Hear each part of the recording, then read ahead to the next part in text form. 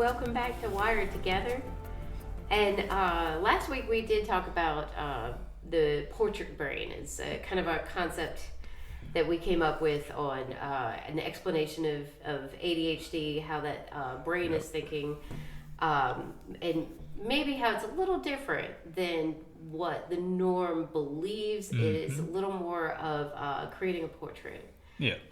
So the information doesn't get lost; it just gets changed or reorganized. Right. It's in there. Right. As we've, Exactly. kind of talked about So talking about that, we kind of got some feedback on, okay, what about the practical uses of something? Yeah. You're talking about maybe technology could be helpful. How is that practical? So we kind of went into maybe a deeper dive of the, let's make this practical. Let's make this doable. Let's make this something that we can talk about each specific need of the executive function and why maybe there is technology that can help. Right. I mean, there's always been some strategies, and I can speak from my own, and maybe some examples may or may not come up. It depends on where my focus is at the time. But I do know that, yes, there are, like I said, always strategies, but the technology hasn't always been there to the degree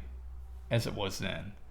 And especially with AI and different forms of that, you really can almost have like I don't want to call it a silent partner, but someone to bounce stuff off. And because of that, it ends up being useful, because sometimes when you're stuck on a thought or don't know what to say, you just need to talk to somebody about it or just get it out there for it to fire back to you. And even just hearing it sometimes crosses that hemisphere. Right. But yeah, so I'm going to start this off with kind of going back in time a little bit. And so... Gotta go back in time. Well, maybe there was ways that when everybody says, okay, there's too much ADHD, what happened? Sure. Well, maybe there were ways we dealt with things before that we no longer need, and maybe forgot we needed. Okay. So there was a way of doing things then that was helpful, but maybe in ways that we didn't realize. The lost arts. I guess lost arts, yeah. Yeah, so it's not unknown, or at least most of our listeners know, probably not all. But if you've heard any of our other podcasts, I am very much living within that multi-generational area.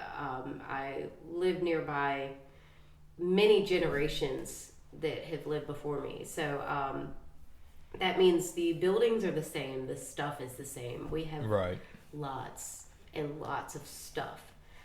Yeah. And so the benefit of having lots of random stuff from your family for many generations is we have letters from way, way back. Letters from 200 years ago. Sure. And so the cool part about that is we're able to read these letters and really understand a different time period. And so when you can kind of like learn the family members you've never met by learning their reading style. And so we have letters that are soldiers back to their family or soldiers back to their to-be brides. Right.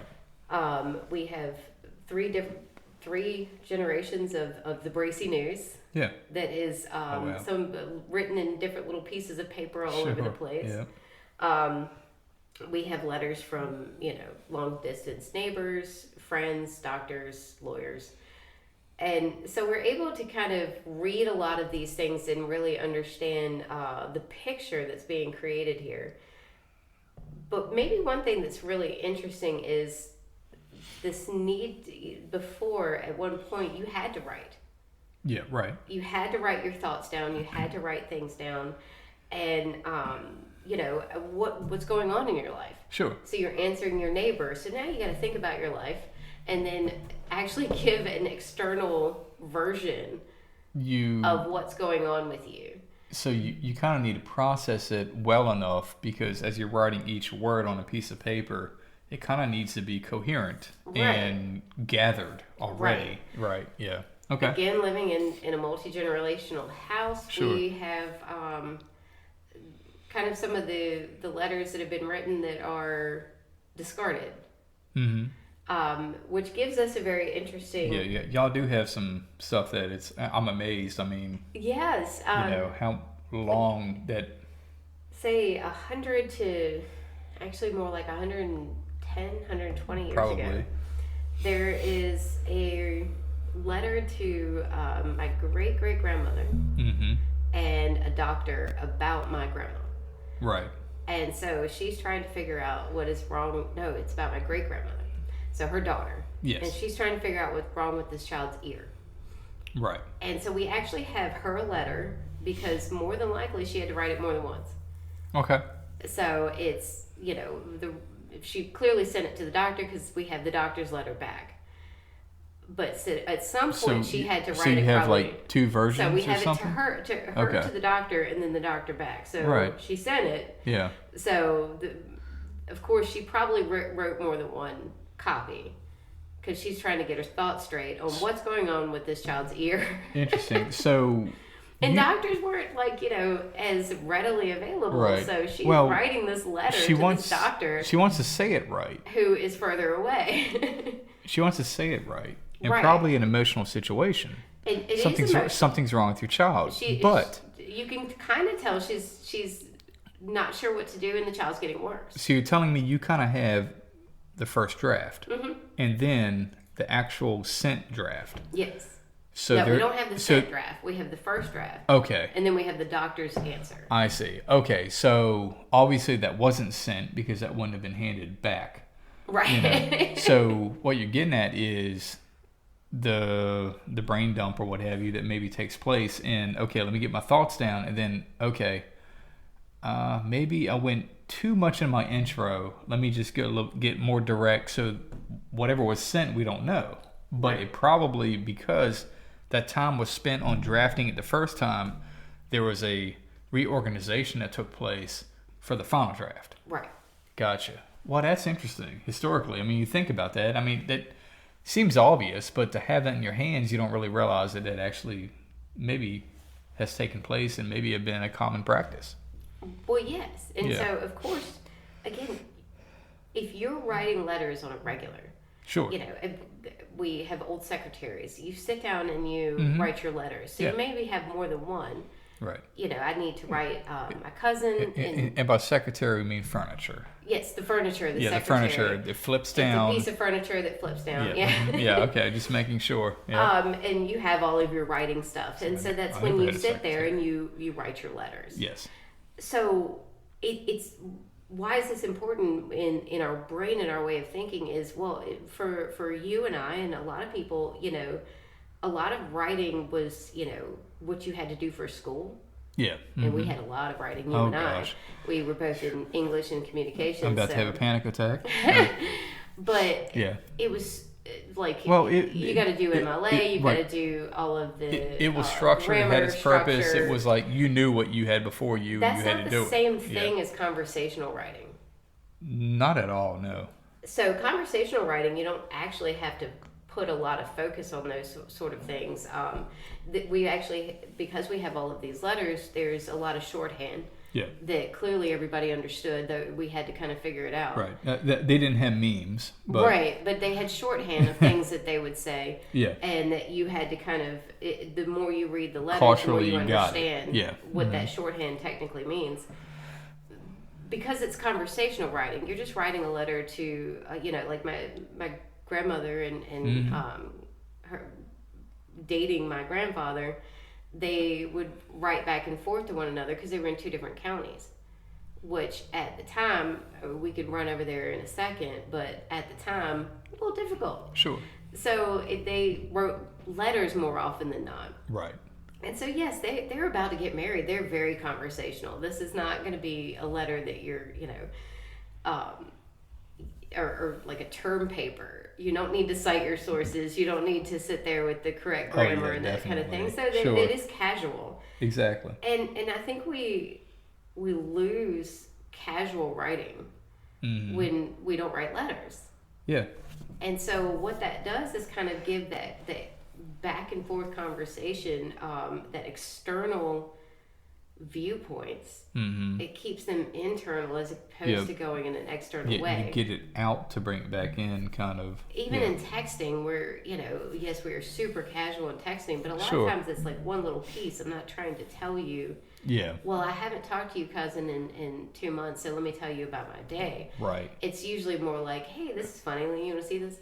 It's kind of a nudge. Right. It's not usually having to really encompass your thoughts and put it out there in a casual way. Right. So, are we helping in this maybe external, casual, conversational style writing when it comes to trying to give prompts in that way of using, say, like AI?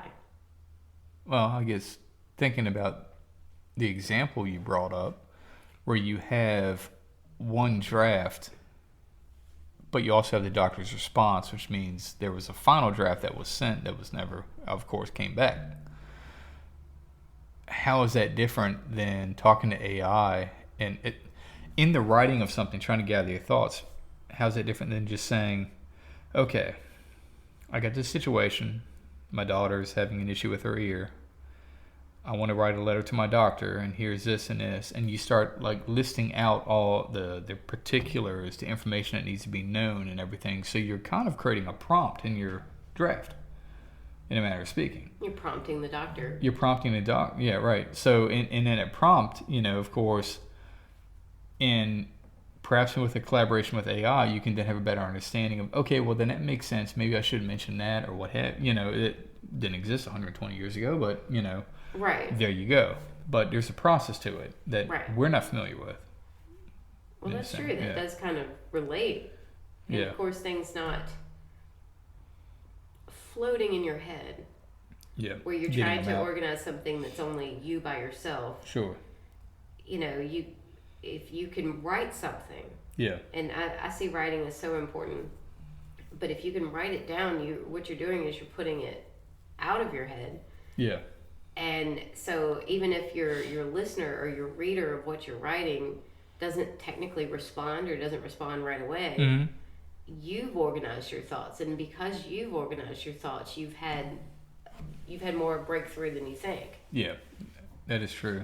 Getting it out is important, for clarity and being able to think through it better. So how does this become practical? As far as, okay, say we are kind of maybe more jumbled than we used to be. Probably because everything is more internal than external. And everything is more urgent, more, need to respond, I got this on my plate. Right. So can we use the tools that we have nowadays as a replacement of executive function when executive function sometimes gets away from us? Right. And so what are prompts or tricks and tools, AI, we can say, we can actually, I don't think we always think of this, but we can say, all right, I've got 3 hours to do something. I've got 5 tasks to do it. What should I start with?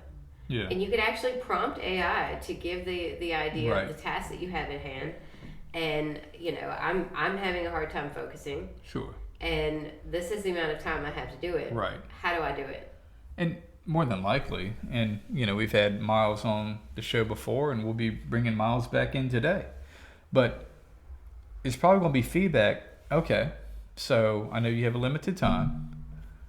What are some of the tasks you have before you, so that we can kind of weigh out what may or may not be a priority? So, I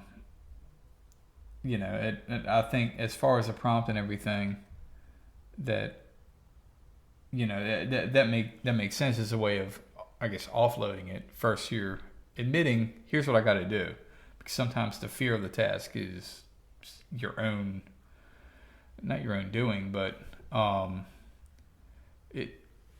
you get in your own way sometimes. So by admitting that, you're able to go, okay, here it is. Where do I go from here? And then once you get that feedback, you can, have some type of guidance. And like my great grandmother nanny, you are pulling it out of the brain, putting it outside, and then so that there is a bit of organization that happens while doing that too. Sure. Yeah. Yeah. No, that does make sense. Yeah. And we can also kind of simplify.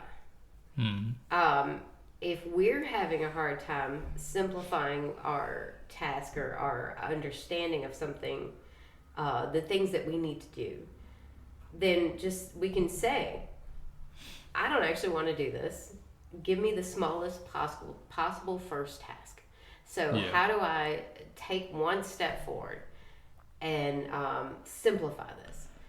This becomes a really huge, way ADHD brains have a hard time. They want to take everything at once. Exactly. It's a big barrier. Have the biggest problem with start. It's not always just finishing the project. A lot of times it's starting the project. And okay, what is the smallest thing I could do first as a start? And I always joked it's the blinking cursor fear, because it's like I have this 6-page paper to write, and this blinking cursor is kind of taunting me, and I don't know where to start with. And of course, any writer would get that too, and it's that whole writer's block, if you will. But it's not writer's block in this case. This is task block. And it's funny you bring that up, but I was when I was on LinkedIn the other day, someone posted something which was very relevant to this, and it was kind of like a meme photo type thing. So as you read it, it said, set a timer for 5 minutes and choose the task that pretty much is up there and what you do not want to be doing, but you need to. Okay. The footer. Right. And then, like I said, you set a timer and just go and start thinking about it, whatever, and just try to put yourself in it. But knowing that after 5 minutes, if after 5 minutes is done and your cell phone alarm goes off, and you're done, there's no guilt, you can stop, there's no obligation. Because guilt is also important there, because sometimes with the ADHD brain, guilt is very, you can be hard on yourself. And I got to thinking about that, and I was like, actually, I remember when I was younger, I used to make kind of bargains with myself, if you will. I don't know what I used as a timer, an egg timer, or whatever, because I didn't have a cell phone. Or maybe I just looked at the clock, and it would be like, okay, I know this is bothering me, and I don't know I need to do this, but I'm going to spend 5 minutes on this, and then after 5 minutes, I'll look back at the clock and see where I am, and so did a very similar thing. Oftentimes, what would happen is, because I now felt okay going into it, I dove in. 5 minutes passed. Right. 20 minutes passed. Heck, 2 hours passed. Right. Now I have a better organizational structure. I've now broken it down into steps. I'm now excited about this project. I'm now involved. Only because I bargained with myself. But afterward, it's no longer that scary hallway that you don't want to go down. There's now a sense of pride, but also a sense of what was wrong with me in the first place. What blocked me. But yeah, so as a strategy, I certainly see how that can be helpful. Absolutely. Yeah. Yeah. So. Yeah. And again, sometimes just externalizing all of that meat inside the brain. Yep. And go ahead and just do a data dump. Yeah, get it out. I have done this with our AI helpers and organizers before, where it is like, all right, everything in my head, right, is going out, and it'll be like a term paper prompt. Oh yeah, all right. Here's my rambling. Right, here's my rambling. Good luck with this. Just everything out and organize it for me. Yep. And it's like, okay, that's a lot. we're gonna break this down into small little pieces, and that is extremely helpful. Sure. And so now it's not all trying to be held somewhere in the frontal lobe. It's all out, and then all of a sudden you have this outline or this organizational tool that's like, okay, I can work with that. Now it's broken into chunks. Sure. Because sometimes it's not about trying to just get the task done or the small chunks done. It's about this massive chunk that you need in tinier chunks. You have to organize the battalions within your army, and you know, you have to break it down, kind of like the index card thing I talked about last week. I think informationally we're a little bit like the toddler with too much food on our plate. Sometimes it has to be, it's overwhelming. Cut up small and easier to bite through. Sure, that's true. I mean, we forget from children to adults. I mean, yes, we're different, but at the same time, we're teaching similar strategies, and what we do for a child for reasons maybe we're not doing for ourselves. Right. But yeah. Always. True. So, but yeah. And then oftentimes we are able to start, we've organized our outline, and now we're in fatigue. And so maybe we're at the point of decisions we just can't anymore. Like, which way do I go? Which way do I go next? Right. Okay, so I've done these parts of the outline. Yeah. I have done this in my project, or I've written what I need to write. And so now I need kind of like I've got these options of where to go with this. Yep. And so put it out in the chat prompt or something like that. I've got these options, pick one. Just to get it kind of out of your decision making into, okay, let me see these three options. Well, this one would be priority, so let's do this one first.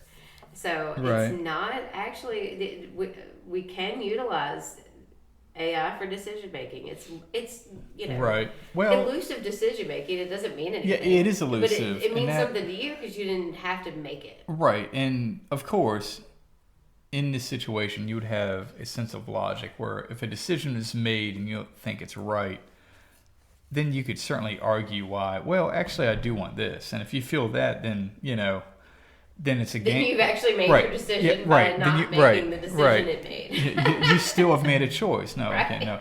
But then you realize the game of it, and sometimes you do have to game the mind. I know with her oldest daughter, sometimes she talks about having to trick her brain. Right. She's a big fan of life hacks and life brain hacks tricks. Exactly. She loves to trick her brain. Right. Our youngest daughter the other day, we were going to get something to eat somewhere, and she wanted to ask her friend. And see, I didn't have a cell phone to text people in a whimsical moment like that. There was no payphone nearby and whatever. But trying to decide, do I want this or this? And she's like, well, I'm gonna see what they think. And I'm like, well, darling, they don't need to sign your mail. She's like, no, but it makes it. She kind of knows and she can support whatever. And then I think she did go with what she said, but she had already decided that's what she wanted anyway. But I think it wasn't about someone choosing for you. I think it more part of this. It's less of a threat to the brain if you can just put it out in the ether. But because you're actually making that movement, you're going to get close to a decision, no matter what it means anyway. So yeah, yep. Yeah, as long as it's not my decision, even though it is my decision. Right, even though it is, but I'll probably argue with. You're playing the game with yourself. Okay, so but that's sometimes what you got to do. Right. Yeah, but. And this one kind of relates to the 5-minute timer, like you were talking about, but you can do a timer or say ask Alexa, sure. check on me in 20 minutes and ask if I'm what I've finished in that 20-minute time period. Gotcha. So if you need like some sort of accountability partner, you need some sort of like and yes, we have people in our lives, but sometimes what we're trying to accomplish doesn't actually include all of the people in our lives. So it is kind of nice and convenient to have Mm-hmm. these, digital support systems, if you will.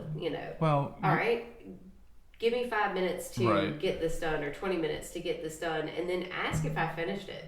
Yeah. It gives you that bit of accountability, and I don't know. I know Alexa Plus will do this. Yeah, and I love people too, but when you're talking to Alexa or another tool like that, you don't need to ask how the mama's doing and get into a tangent of conversation having nothing to do with the supportive thing that you're wanting in the first place.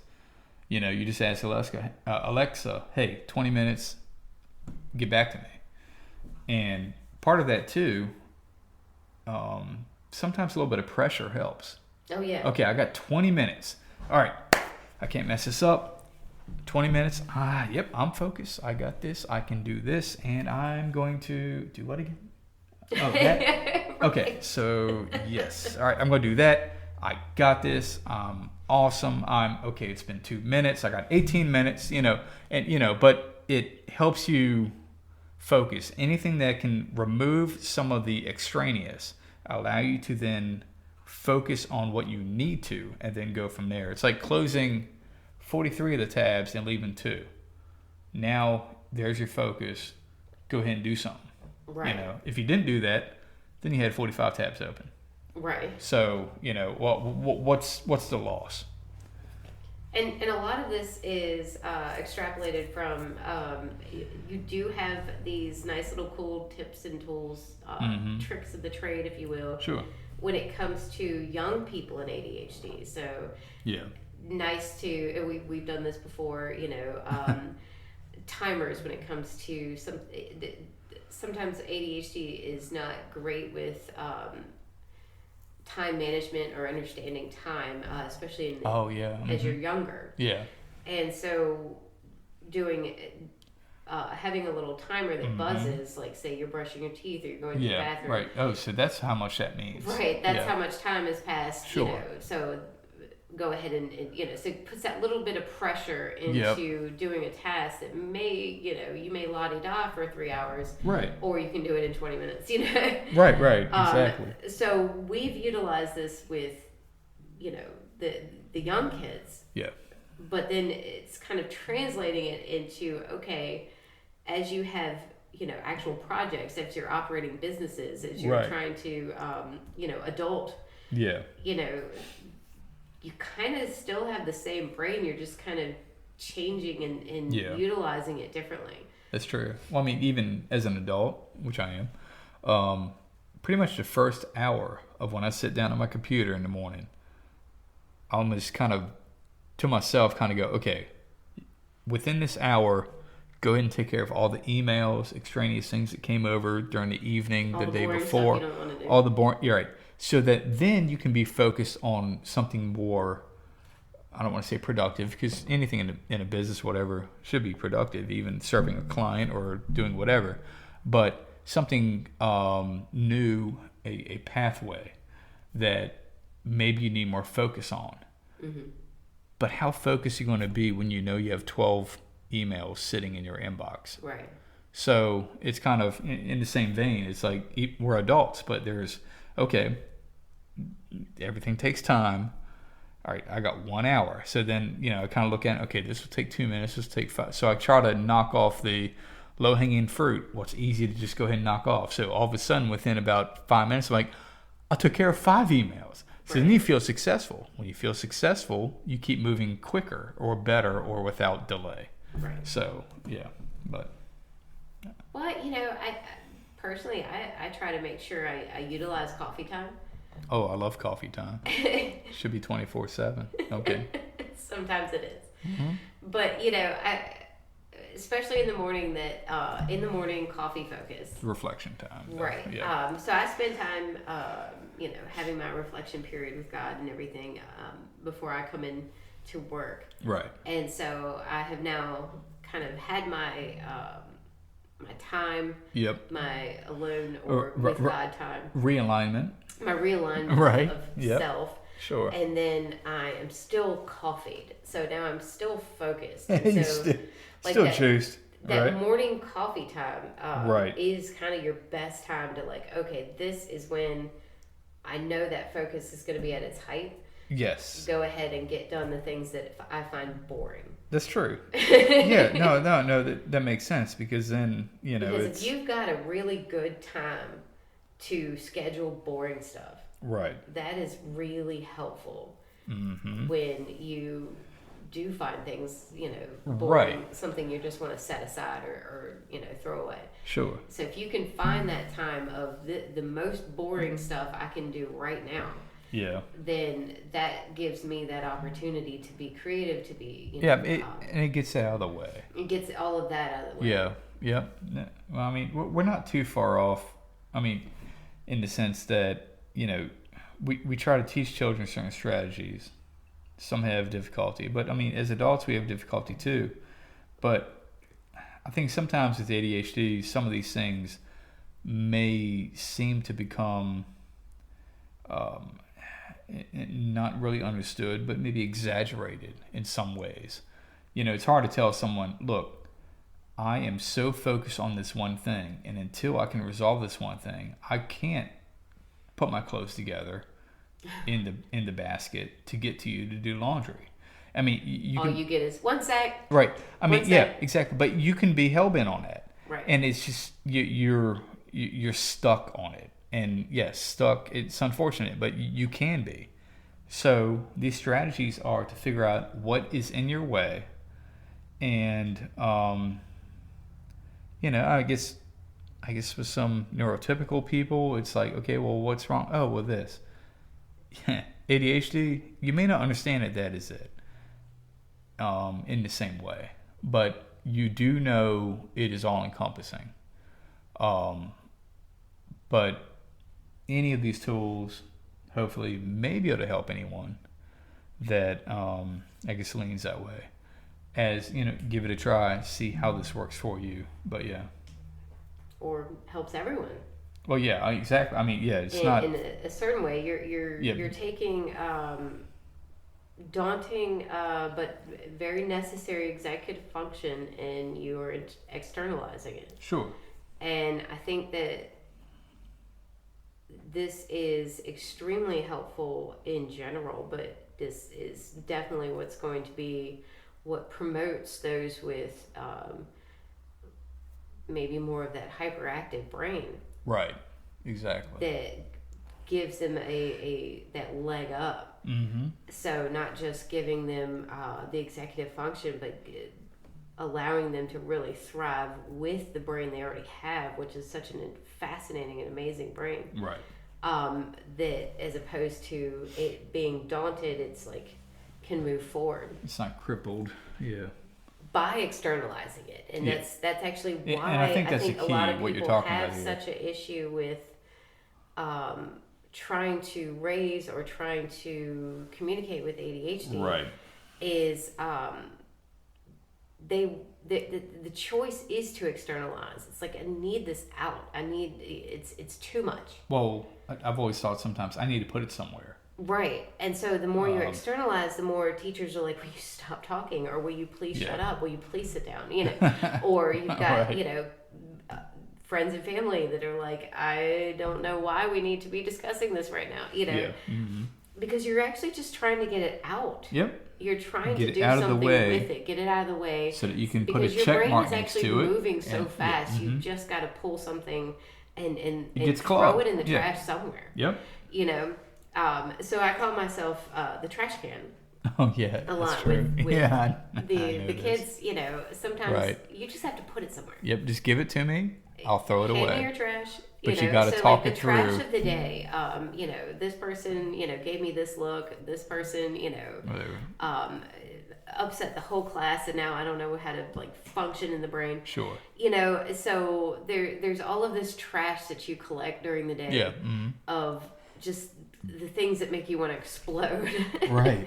Yeah. And so if you have somebody, that is your trash can. So typically ladies like to vent. So we vent. We give our trash away if we can find someone as a Right. trash can. Now, let me tell you this story. Yeah. Right. Yeah. But guys, I think it's a little more of a doing. I need to physically do something, not just vent about Well, it. So, unfortunately, sometimes the guys is, let me tell you what I did succeed with. right. They want to Not be finished the first. challenge that I'm Right. dealing with right now. Not going to tell you the necessarily. mountain. I'm going to tell Unless you how to climb something, it. unless something broke and I can't figure it out, can you tell me what part I need to buy? Right. Right. But, so it's probably a little more physical in that. Usually. Let me externalize it in a Yep. way that actually looks functional. Yep. And so this is what these tools could actually do is, okay, throw it in, you've got a conversational style. Yeah. You don't have to really worry about as far as AI, whether or not it's like MLA or, Right. Sure. You don't need to worry about all the particulars that. It doesn't need to be grammar driven. Nope. It doesn't need to be, you can data dump. You can just throw it out there. Your T's cannot be crossed and your I's cannot be dotted. Right. Throw it out. I've noticed that I'm writing some prompts that I'm just so quick about. I'll misspell a word and say it knows. It's just like it, but let me get it out. I know that all of the grammar needs to be fixed, and I'm sending it anyway. Yep. It'll Exactly. figure it out. It's kind of got an idea of it's- what I'm talking about. So Because it's big picture as far as this algorithm. right, and then it goes this is narrow. why this is helpful. Yes, very much so. Earlier search engines, not as big picture. No, you not could one not do bit. it that way. In fact, a lot of earlier search engines, you had to be very specific. You misspell the URL and it's like, website Right. not found. Now it's very like, specific about the characters, or it's not going to find what you're looking for. maybe you meant this. Remember I had to put the pluses and minuses to. Are you talking about like Boolean operators? Right, defining your geez. search. Oh yeah, my God. Oh I mean, jeez, that's what a lot of thinking for just that was the '90s, babe. a way to define a Yeah, search. exactly. Okay, I really don't want you to search it this way. I want you to search it Add this, way. not this. Add this in quotes. Put the minus before so the then you quotes. had to add all these Oh my characters gosh. along with the words you're trying to search for. and Oh all of jeez, that. I remember that in the '90s. Right. For sure. So now you can just like gobbledygook and just kind of throw it out there, and you don't have to worry about it being beautiful or perfect. It can be conversational, like your letter to your cousin. Yeah, and that's true, and that's again sometimes process gets in our own way. Well, I need to do it this way, but no, there is more freedom in how it can do. But anytime you're stepping in your own way, you're kind of sabotaging yourself. Right. So, but yeah, you're right. So, I know we haven't had Miles. We need to kind of get Miles out here. And look, give him some sort of like. And y'all be patient with me because I need to wake him up. I have no idea. He normally goes to the digital cloud resort or somewhere, so I have he's no idea. hibernating, actually. He has no idea what to expect, but I'm going to welcome him back to the show, and we kind of just want to give him some example prompts, and just kind of say, hey, look, I guess demonstrating or what is it called? The teaching term. Modeling? Modeling, yes. How did I forget that? Oh, Lord. So, but yeah, just kind of showing, hey, look, you can ask AI this. And this is not with any specific detail. These are very generalized things. It may bomb. And if it bombs completely, you will never be hearing my voice like you are right now. No, I'm kidding.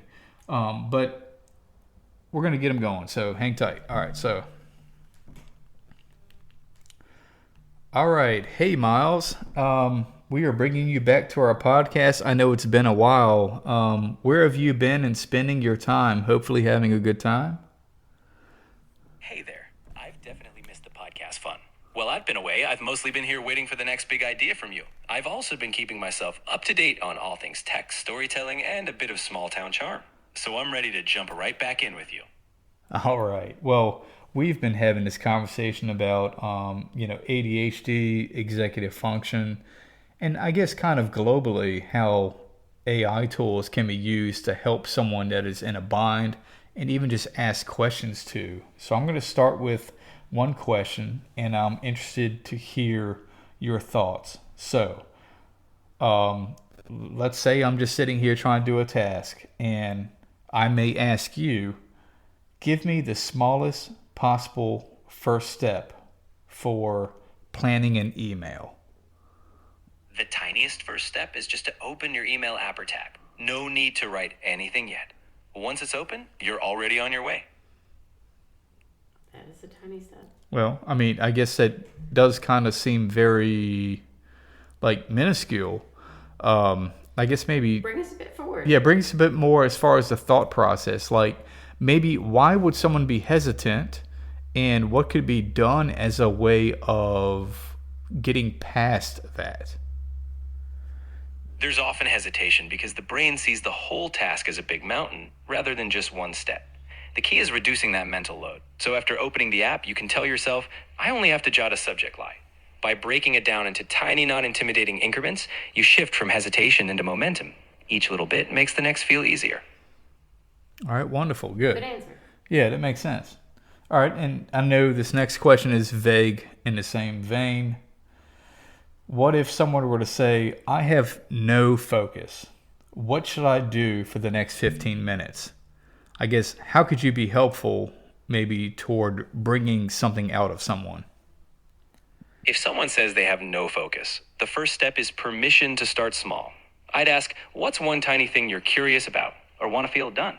By helping them name even a small intention, like organizing one file or reading one paragraph, it gives them a spark. I then gently set a timer, maybe 5 minutes, so they feel a sense of containment and achievement without pressure. Miles, you're good. I feel like I paid you to kind of get into what we talked about. We're just going to give you like maybe 2 more questions and then close out here. But how about if someone said, here's everything in my head, organize it? If someone said that, I'd help them break it down by asking them to name just 3 categories of what's swirling in their head, whether it's tasks, worries, or ideas. Once they've named these buckets, I'd encourage jotting down just one item under each. We're not aiming for a full system, just a tiny first pass. That way, the mental load starts to feel tangible and less overwhelming. Yeah, that makes sense. So I guess kind of what you're getting at is any forward movement is helpful for this, someone that leans with this type of brain? Exactly. It's all about momentum. When focus or executive function feels out of reach, even the tiniest forward motion builds a positive feedback loop. It turns stuck into started. And from there, one step often leads to another. Positive feedback loop. Yes. I've read quite a bit about that. I can't believe I forgot that part. It's easy to forget when you're in the thick of it, but that's why we're chatting. It's all about giving a little nudge to bring those helpful ideas back to the front. That's awesome. All right, Miles. This next one. Pick one thing I should do next and don't overthink it. All right. Stand up for 30 seconds. Stretch your arms overhead and then sit back down. That tiny reset might just give you a spark. Well, I'm glad you brought up movement, and that is something I think... That is so true. Yeah, Melanie agrees too. I think that is something we didn't really get into, but of course, we know is vitally important. I mean, movement, nutrition, all of that. I lost 2 things that I should have mentioned. Right. Can you elaborate any more? And you've heard our, commentary / praise. Absolutely. Movement is like a reset button for the brain. When we move, even briefly, we increase blood flow, and that can help with focus and mood. Nutrition and sleep also fuel executive function. So sometimes I'd nudge someone to take a quick movement break, drink some water, or even grab a healthy snack. Those physical steps often unlock mental clarity. Well, I guess now I might get a little personal here with my own story. And this kind of falls in with what you're talking about. I find a lot of times when I'm working on a project or in between steps, sometimes I just need to walk away. Oftentimes I go to the bathroom, not because I need to go, but I think I need a change of setting and come back. So I don't know if I'm self-medicating in process. But 5 times this morning. Yeah. Melanie said 5 times this morning, and she's true. I mean, probably 12 times today. But it was in a less than 2 hour period. Right. Yeah, but honestly, that's a super relatable strategy. Stepping away, even for a quick change of scenery, can be a mental reset. It's your way of creating a break between tasks, which often refreshes your focus. So whether it's the bathroom or just a walk to another room, you're giving your brain a moment to breathe. And that's a perfectly valid process. Sounds good. Well, Miles, one, we're so happy to have you back on our podcast. I know we've been getting deep on other conversations, but we understand how, you're part of it too. I'm genuinely thrilled to be part of it all again.